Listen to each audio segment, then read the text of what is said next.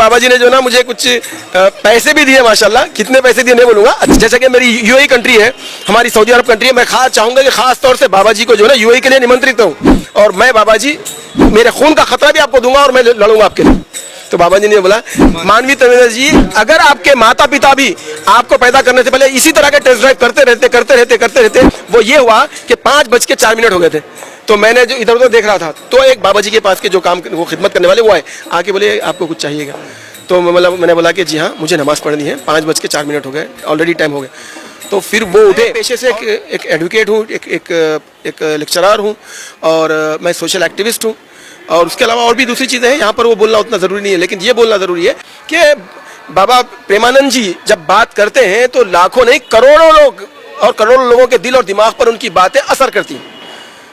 तो इस बात को, इस सच्चाई को बहैसियत मुसलमान मैं अगर मानता हूँ, तस्लीम करता हूँ, तो मुझे इसमें कोई शर्म नहीं महसूस होती।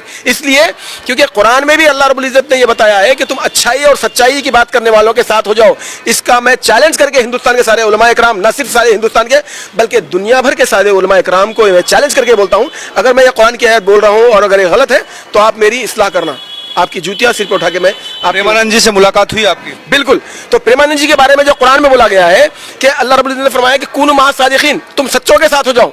तो मुझे ईश्वर ने मुझे बोला कि मेरे बंदे, मेरा एक बंदा है हिंदुस्तान में, प्रेमानंद जी, जो अच्छाई और भलाई की बात करते हैं, इंसानियत की बात करें, उनके खिलाफ जो साजिशें हो रही हैं, तुमको भी चाहिए कि तुम उसके ताल्लुक से डिफेंड करो और जाके बताओ कि प्रेमानंद जी ने जो बात बोली है वो कितनी सही है। और ये बात मैं फिर एक बार बोल रहा हूँ, दुनिया के 200 करोड़ के मुसलमानों को ये बात समझनी चाहिए कि प्रेमानंद जी ने जो बात बोली है वो ऐन कुरान की वाणी है, धार्मिक पुस्तकों की वाणी है। न सिर्फ ये बल्कि सनातन धर्म में भी जो धार्मिक किताबें। तो जब मैं बाबा जी के से मिलने की इच्छा मेरे मन में हुई, तो तब मैं निकला तो कुछ मुश्किलें आई रास्ते में, लेकिन मेरे दिल में कहीं ना कहीं ये बात का यकीन था कि मुझे भगवान ने, परमेश्वर ने, रब्बुल आलमीन ने, मालिक ने मुझे बाबा जी से मिलने के लिए जो जिस राह पर लगाया है, इसमें जो भी कठिनाइयाँ आएंगी वो उसी को स्वयं वो परमेश्वर परमात्मा ही उसे हल करेगा। तो चुनाचे जब मैं वहाँ से यहाँ से निकला, फिर दिल्ली आया, दिल्ली से जब मैं उनके पास जा रहा था तो कई लोगों ने मुझे बोला, इवन पुलिस डिपार्टमेंट के लोगों ने बोला कि भाई आपके पास तो अपॉइंटमेंट भी नहीं है। और बाबा जी के जो अभी इन दिनों जो चलता, जो उनके बारे में जो विषय चल रहा है, जो कंट्रोवर्सी चल रही है, उसकी वजह से और लाखों लोग उनको देखने के लिए आ रहे हैं। आपको कैसे टाइम मिलेगा? आप बिना किसी ऑर्गेनाइज अंदाज में आप जो है यहाँ पे आ चुके हो, हमको तो पता नहीं है आप मिल भी पाओगे, मिलना तो दूर की बात है, आप शायद उतना करीब भी नहीं जा पाओगे, क्योंकि 2-3 किलोमीटर तक आपको जो ना जाने का भी टाइम नहीं मिलेगा, अवसर नहीं मिलेगा। लेकिन मुझको जो ना मालिक के ऊपर पूरा विश्वास था, जब जिस मालिक ने मुझे यहाँ पर भेजा है वही मुझे बाबा जी से भी मिलाएगा, दर्शन भी कराएगा। लेकिन वहाँ पर जब हम गए तो पुलिस के बंदोबस्त के साथ दूसरे भी जो बाबा जी के साथ रहते हैं पीले वस्त्रों में, उनसे पहले पुलिस वालों ने मुझे देखा, मेरे ये देख करके जो है थोड़ा ज़रा कपड़े मुसलमान वाला टोपी। हाँ, थोड़ा पहले कंफ्यूज है, फिर उन्होंने मुझसे सवाल जवाब किए। तो मैंने भी बिल्कुल इत्मीनान से इसलिए उनको जवाब देना मेरी जिम्मेदारी समझा ताकि उनको कोई गलतफहमी ना हो जाए। फिर उसके बाद जो है ना कुछ एक लोगों आए, आकर के जो है ना मेरे साथ फोटो लेने की कोशिश की, तो पुलिस वालों ने हटाया उनको। तो मैंने बोला कि नहीं, उन लोगों ने बोला नहीं, तो देखिए बाबा जी के बारे में इन्होंने क्या बोला है।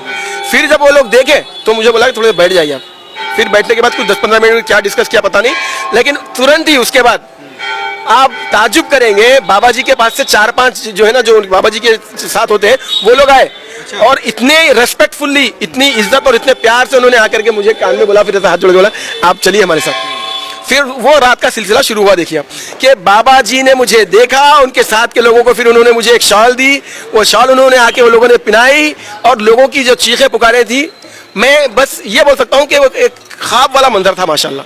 फिर उन्होंने मुझे भी दुआएं दी, फिर मुझे बताया कि मैं मिलूंगा आपसे, बस चले गए बस वो।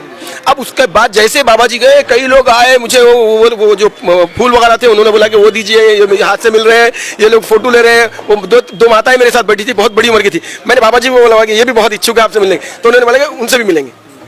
उसके बाद ये हुआ कि वो लोगों को भी रात के 4 बजे के बाद 5 बजे और एक अहम बात ये भी बोलना है, ये बात भी देख लीजिए, जो मुसलमानों के वर्ग में, तबके में, जो हिंदू बरादरी के अगेंस्ट जहर उगलते हैं, हमारे देश में दोनों भी समुदाय में कुछ ऐसे भी लोग हैं जिनको बोल सकते हैं समाज की गंदगी। लेकिन यहाँ पर मैं ये अच्छाई बताना मेरी जिम्मेदारी इसलिए समझता हूँ क्योंकि अगर मैं इस बात को छुपाऊंगा तो ये मुनाफिकत होगी, और अल्लाह रब्बुल इज़्ज़त लानत भेजता मुनाफिक हो। वो ये हुआ कि 5:04 हो गए थे, तो मैंने जो इधर उधर देख रहा था तो एक बाबा जी के पास के जो काम वो खिदमत करने वाले वो आए, आके बोले आपको कुछ चाहिएगा। तो मतलब मैंने बोला कि जी हाँ, मुझे नमाज़ पढ़नी है, 5:04 हो गए, ऑलरेडी टाइम हो गया। तो फिर वो उठे। और सॉरी इससे पहले ये भी बोल दूं कि मैं जब जमीन पे बैठ रहा था तो वो आया के बोले नहीं, बाबा जी ने बुलाया कि आप जो है ना इस पे बैठेंगे। फिर वो कुछ लाए, वो हाँ कोई एक चीज लाए, नरम थी माशाल्लाह, उस पर उन्होंने मुझे इज्जत दी। तो ये इज्जत जो है ये बाबा जी के एक अखलाक और किरदार और कैरेक्टर का बहुत बड़ा नमूना है। मैं एक मुसलमान, मेरे एक आदमी के कम होने से या नहीं आने से या मेरे एक आदमी के नजरअंदाज करने से वो जो करोड़ों करोड़ों उनके श्रद्धालु हैं कमी होती, लेकिन उसके बाद भी बाबा जी के और उनकी जो उनके पूरे सब जो ग्रुप था, टीम बोलूंगा मैं उसको, उन्होंने जिस व्यवहार के साथ मेरे साथ यानी कि सलूक किया है और जो मेरी जो देखरेख की है, मैं जिंदगी भर नहीं भुला सकता। फिर फजर की नमाज के लिए उन्होंने मुझे बोला कि आप भी वो नमाज से पहले कुछ मुंह हाथ धोते हैं ना, वो भी चाहिए। मैं बोला बिल्कुल। तो उन्होंने उसका प्रबंध किया। फिर उन्होंने बोला मुझे थोड़ा आजू बाजू के लोगों का ध्यान देना। फिर ये बात भी इस्लाम में है, ये बात भी इस्लाम में, वो समझ रहे थे कि मैं शायद बहुत चीख के पुकार के कुछ करूंगा। फिर मैंने नमाज पढ़ी और मैंने उनको बोला कि आप मेरे बिल्कुल बाजू खड़े हो जाइए, आपको अंदाजा हो जाएगा कि मेरी आवाज़ कितनी होगी। फिर मैं नमाज पढ़ा, 2-3 मिनट की होती है फजर की नमाज, 3 मिनट की 4 मिनट की।